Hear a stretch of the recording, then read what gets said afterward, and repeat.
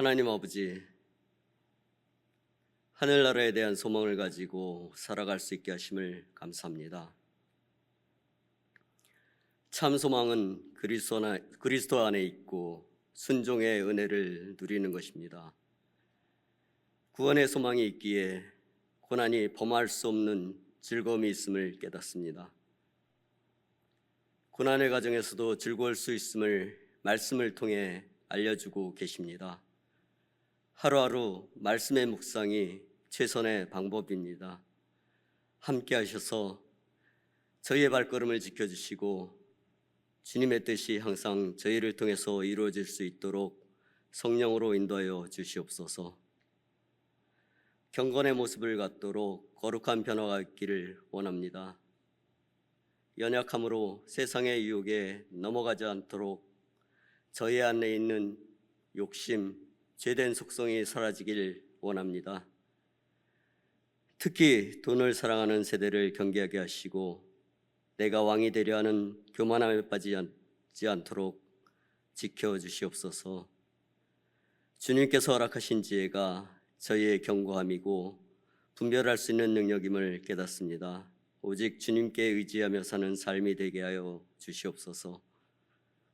생명이 있는 교회로 성도 간의 풍성한 교제가 있기를 원합니다. 섬기는 모습 가운데 참 기쁨을 누릴 수 있음을 깨닫게 하시옵소서. 주님께서 보이신 섬김의 모습이 진심으로 기억되고 저희로 하여 표현될 수 있게 하시옵소서.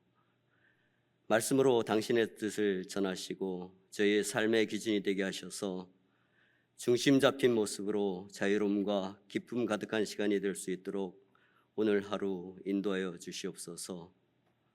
이 모든 말씀 우리 주 예수님의 이름으로 기도합니다.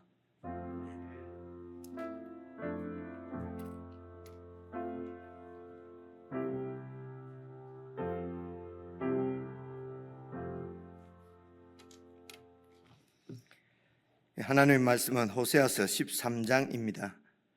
구약성경 1267페이지 호세아서 13장 말씀 전체를 한 말씀씩 저 여러분이 교독하겠습니다. 호세아서 13장 1절 에브라임이 말을 하면 사람들이 떨었도다. 그가 이스라엘 중에서 자기를 높이더니 바알로 말미암아 범죄함으로 망하였거늘 이제도 그들은 더욱 범죄하여 그 은으로 자기를 위하여 우상을 부어 만들되 자기의 정교함을 따라 우상을 만들었으며 그것은 다 은장색이 만든 것이거늘 그들은 그것에 대하여 말하기를 제사를 드리는 자는 송아지와 입을 맞출 것이라 하도다. 이러므로 그들은 아침 구름 같으며 쉬 사라지는 이슬 같으며 타작마당에서 광풍에 날리는 쭉정이 같으며 굴뚝에서 나가는 연기 같으리라. 그러나 애굽 땅에 있을 때부터 나는 내 하나님 여호와라. 나밖에 내가 다른 신을 알지 말 것이라. 나 외에는 구원자가 없느니라. 내가 광야 마른 땅에서 너를 알았거늘 그들이 먹여준 대로 배가 불렀고 배가 부르니 그들의 마음이 교만하여 이로 말미암아 나를 잊었느니라. 그러므로 내가 그들에게 사자 같고 길가에서 기다리는 표범 같으니라. 내가 새끼 잃은 곰같이 그들을 만나 그의 염통 끝풀을 찢고 거기서 암사자같이 그들을 삼키리라. 들 짐승이 그들을 찢으리라. 이스라엘아, 내가 패망하였나니 이는 너를 도와주는 나를 대적함이니라. 전에 내가 이르기를 내게 왕과 지도자들을 주소서 하였느니라. 내 모든 성읍에서 너를 구원할 자 곧 내 왕이 이제 어디 있으며 내 재판장들이 어디 있느냐. 내가 분노함으로 내게 왕을 주고 진노함으로 패하였노라. 에브라임의 불의가 봉함되었고 그 죄가 저장되었나니 해산하는 여인의 어려움이 그에게 임하리라. 그는 지혜 없는 자식이로다. 해산할 때가 되어도 그가 나오지 못하느니라. 내가 그들을 서울의 권세에서 속량하며 사망에서 구속하리니 사망아 내 재앙이 어디 있느냐 서울아 내 멸망이 어디 있느냐 뉘우침이 내 눈앞에서 숨으리라. 그가 비록 형제 중에서 결실하나 동풍이 오리니 곧 광야에서 일어나는 여호와의 바람이라. 그의 근원이 마르며 그의 샘이 마르고 그 쌓아둔 바 모든 보배의 그릇이 약탈되리로다. 사마리아가 그들의 하나님을 배반하였으므로 형벌을 당하여 칼에 엎드러질 것이요 그 어린 아이는 부스러 떨어지며 아이벤 여인은 배가 갈라지리라.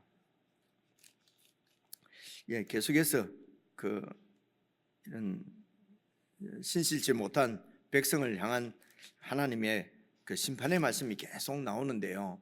그래 어떻게 보면 내용이 비슷비슷할 수 있습니다. 그런데 이제 묵상을 할 때 이렇게 그 포인트를 맞추면 좋겠습니다.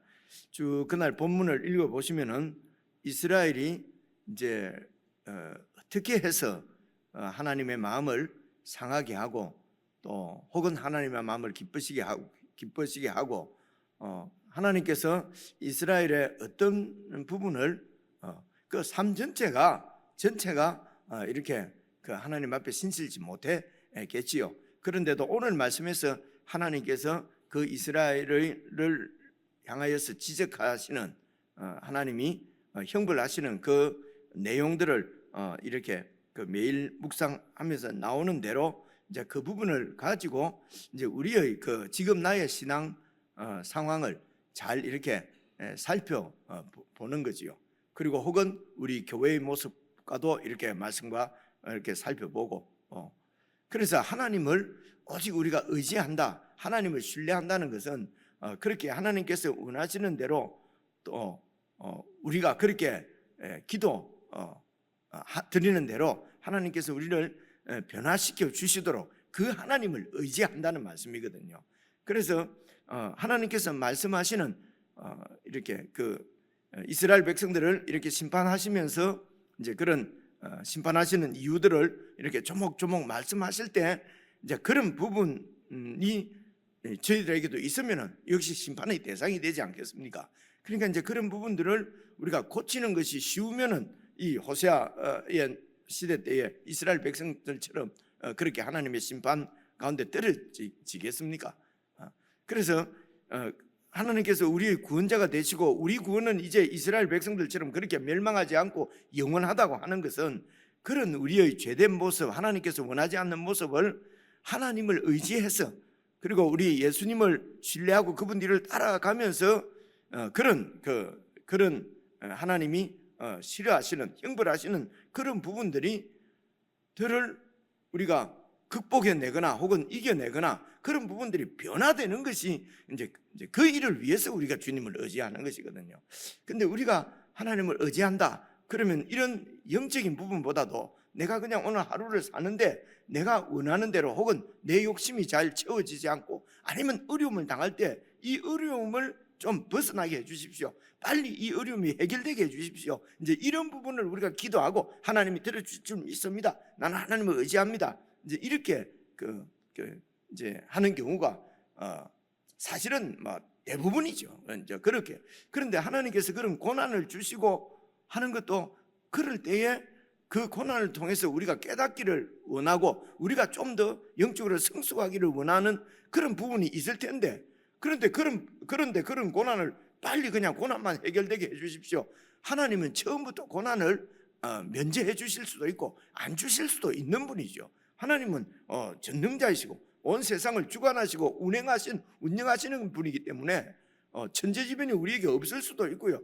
우리 민족이 어려움을 당하지 않을 수도 있고요. 하나님께서 그렇게 다 보호해 주실 수가 있는데도 하나님께서 그런 어려움들을 허락하신다는 것은 이제 그런 고난을 통해서 하나님의 레슨을 우리가 받고 그리고 그 하나님을 의지해서 변화가 되는 것이 그게 이제 하나님의 뜻일 텐데 우리가 성경을 쭉 읽어보니까 그렇지 않습니까?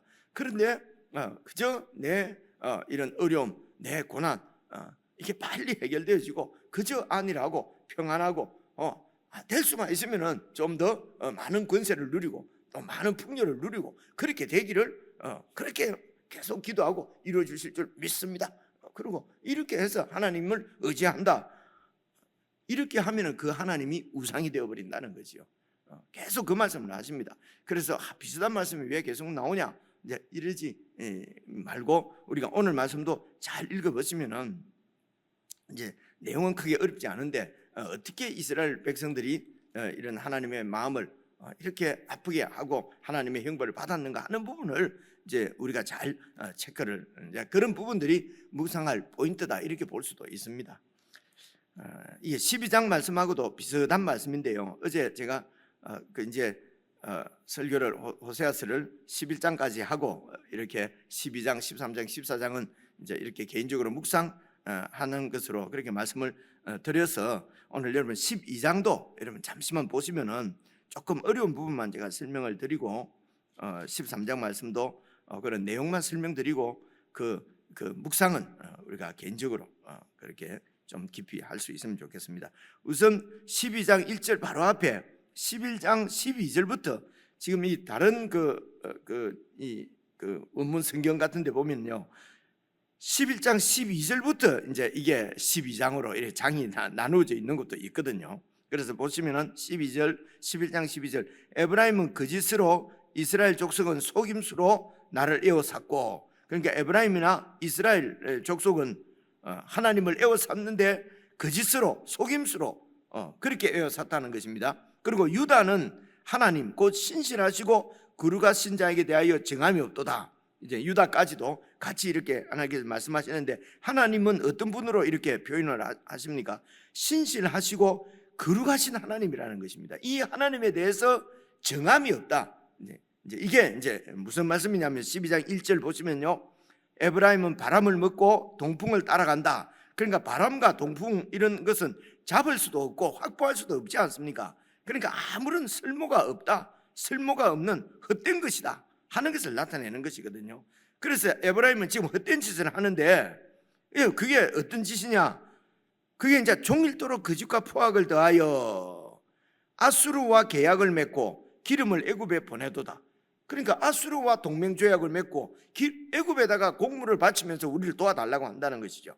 진짜로 도와주시는 분은 하나님이신데 이제 이런 것이 교만이라는 것입니다. 그러면서 3절 보시면은요. 3절 그 이스라엘의 그 조상이 야곱이지 않습니까?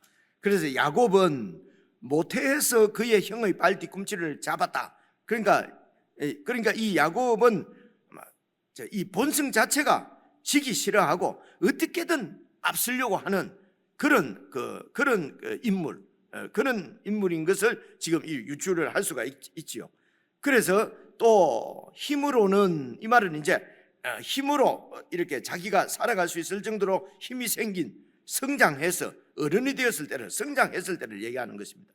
그래서 좀 성장해서는 그러니까 모태에 있을 때부터 그냥 먼저 되려고 하는데 성장해서는 하나님까지도 하나님하고도 겨루고 천사와도 겨루어서 이기려고 한다는 것입니다. 그러니까 아주 이게 부정적으로 얘기하는 것이죠. 하나님과 겨룰 정도로.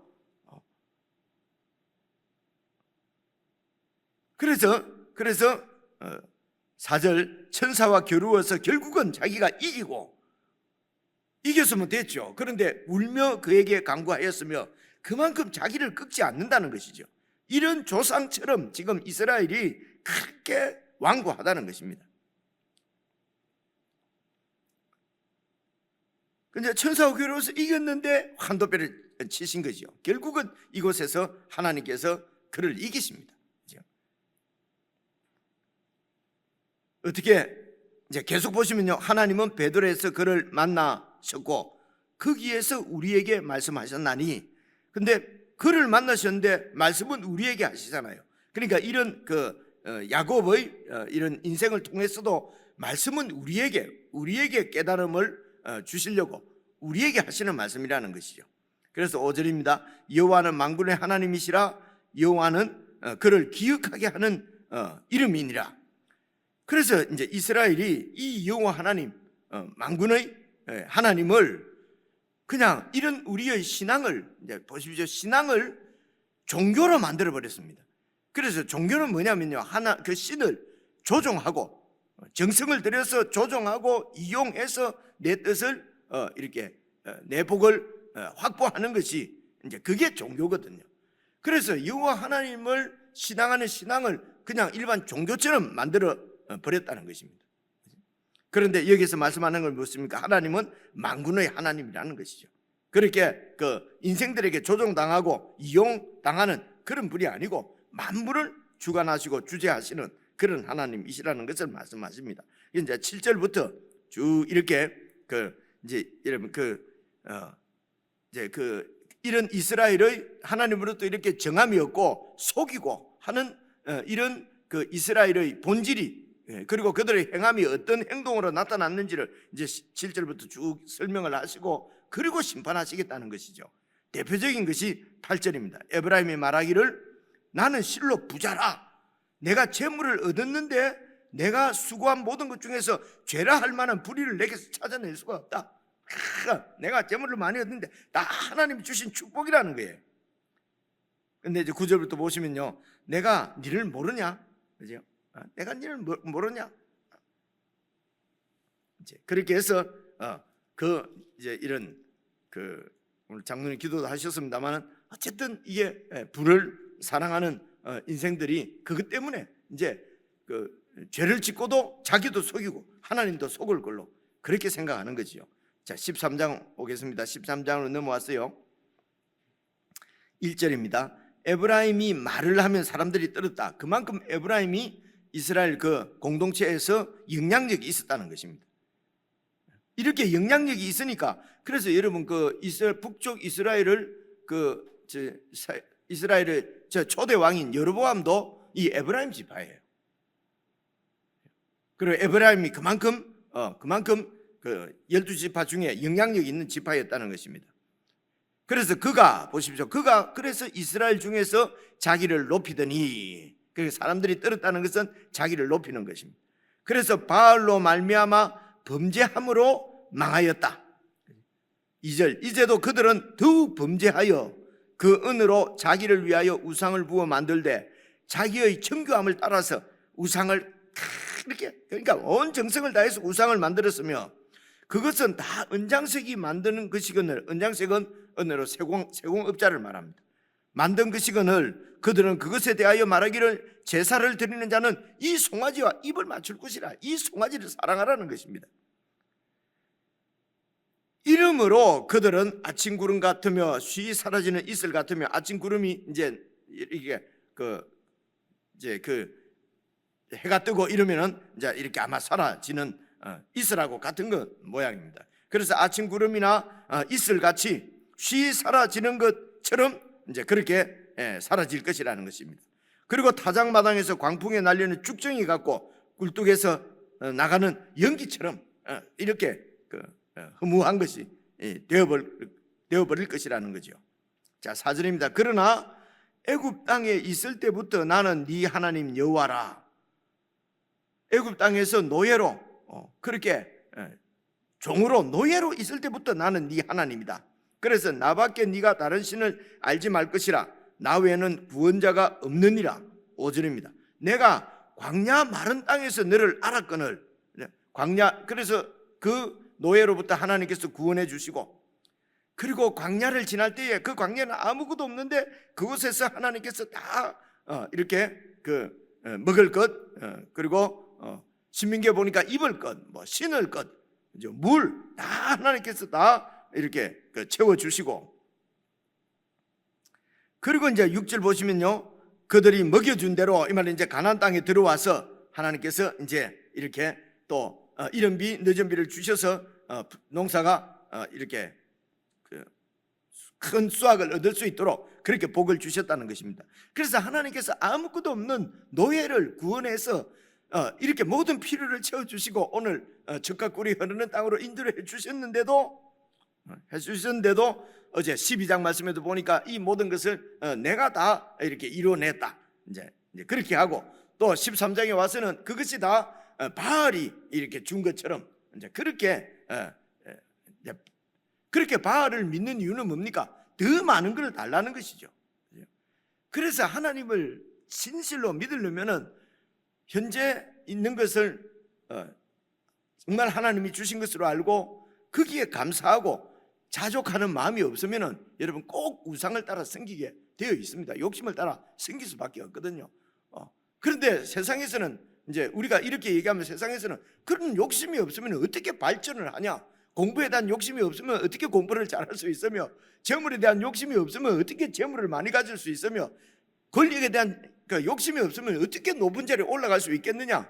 이것이 우리의 머리에 내리에 깊숙이 박혀 있는 그런 그 가치관이고 생각이거든요. 왜냐하면 세상이 그렇게 돌아가니까요. 그죠? 세상에서 태어날 때부터 죽을 때까지 늘 그런 얘기만, 부모에게도 그런 얘기를 듣고 그리고 선생님들한테도 얘기를 듣고 심지어 교회 와서 목사한테도 그런 얘기를 들으니까 그게 이제 그렇게 되기 위해서, 그 욕심을 이루기 위해서 내가 하나님을 믿으니까 다 우상이 되어버린다는 거죠. 그래서 그런 욕심이 없으면 우리는 그냥 발전도 없고 그냥 무기력해지고 그러니까 그런 욕심이 없어서 무기력해지고 뭐 이렇게 도전적인 정신이 없어지고 그래서 그냥 루즈가 되어버린다 이런 얘기거든요. 그런데 하나님께서 말씀하시는 것은, 아니 왜 그런 내가 더 높아지고, 예수님께서 말씀하시듯이 세상의 권력자들이 왜 힘을 가지려고 하느냐? 바로 권세를 누리고 특권을 누리고 백성들 위에 이렇게 이게 갑질하는 거거든요. 갑질하고 그러려고 권세를 갖는 거 아니냐 이렇게 말씀하거든요. 실제지 않습니까? 그죠? 그래서 지금 있는 것으로 하나님이 주신 것으로, 주신 것의 최고 그러면 제일 뭐라고 하면 중심에 있는 것이 생명이잖아요.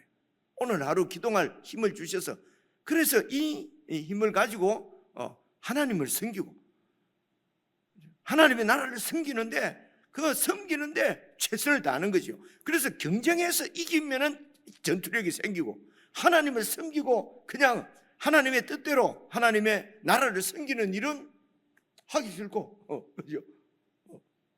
그건 아무런 내한테 뭐 이렇게 이런 열심히 할 마음을 안 준다는 것은, 이 시작부터 이런 경쟁하고 이겨서 뭔가를 얻어내야 된다 하면은, 그렇게 하면은 사람들이 열심히 한다는 거죠. 이것 자체가 우상이라는 것입니다. 아는 얘기인데요, 아무리 설명을 해도 참 설명이 안 되네요.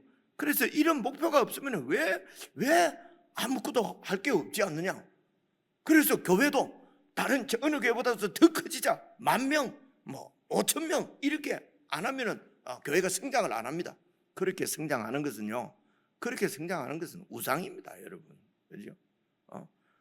내가 저 형제하고 경쟁을 해서 내가 좀 더 내가 열심히 해서 내가 더 빨리 무슨 이렇게 높아지고 장로가 되고 그러기 위해서 열심히 한다. 그건 우상이죠. 그건 하나님이 아니죠.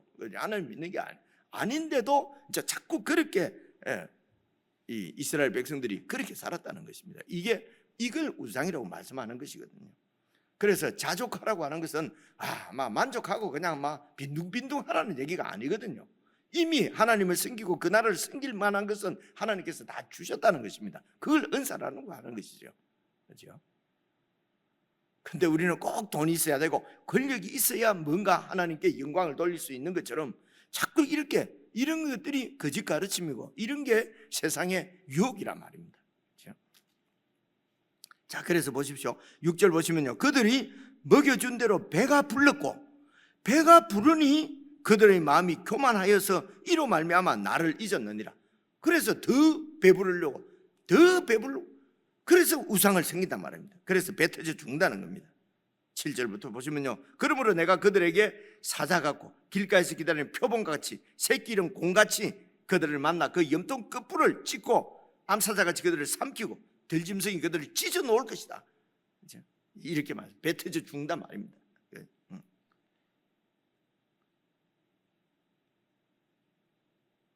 그래서 이스라엘을 낳고 기르셨던 하나님이 이제는 그들을 찢고 삼키는 맹수 같은 분이 되셨다는 것입니다. 그러므로 하나님을 잊을 만큼 기도할 필요를 느끼지 못할 만큼 배부른 것은 여러분 복이 아닙니다. 배부른 이런 가나안 땅의 삶은 배고픈 광야만큼이나 큰 시험이에요. 자, 9절입니다. 이스라엘아, 네가 패망하였나니 이는 너를 도와주는 나를 대적함이라. 하나님을 왜 대적할까요? 그죠? 전에 네가 이르기를 내게 왕과 지도자들을 주소서 하였느니라. 이제 사사기 때 그 말입니다. 그래서 그들의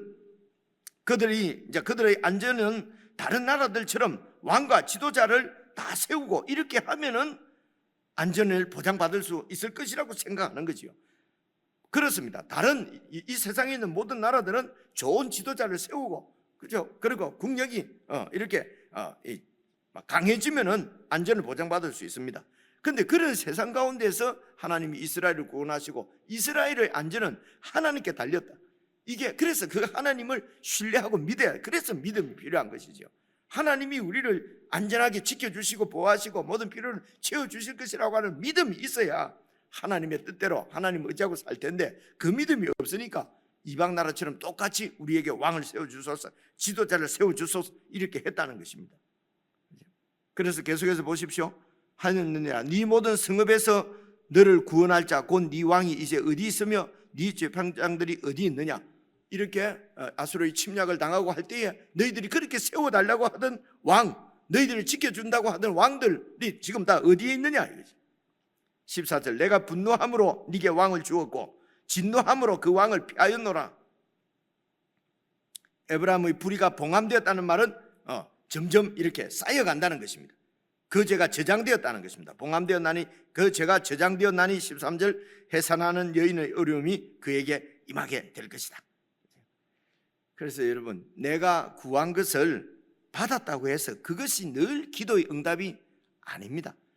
그리고 그것이 꼭 하나님의 축복도 아닙니다. 내가 구한 것이 이루어졌다고, 받았다고, 그것을 기도의 응답이라고 우리는 그렇게 믿고 그게 하나님의 축복이라고 믿는 거죠. 근데 하나님의 뜻대로 되는 것이 기도 응답이고 그게 하나님의 축복이거든요. 이게 이제 우상과 다른 점입니다. 14절 보십시오. 내가 그들을 서울의 권세에서 속량하며 사망에서 구속하리니 사망아 네 재앙이 어디 있느냐, 서울아 네 멸망이 어디 있느냐, 네 우침이 내 눈앞에 숨으리라. 이 14절 같은 말씀은 좀 어렵잖아요, 그죠? 우리가 읽어서 어려우면은요 학자들 가운데도 논란이 많은 구절이에요. 이것을 내가 그들을 서울의 권세에서 속량하랴, 사망에서 내가 구속하랴 이렇게 읽어야 된다는 분도 있고요, 그렇게 한다고 읽어야 된다는 분도 있고요.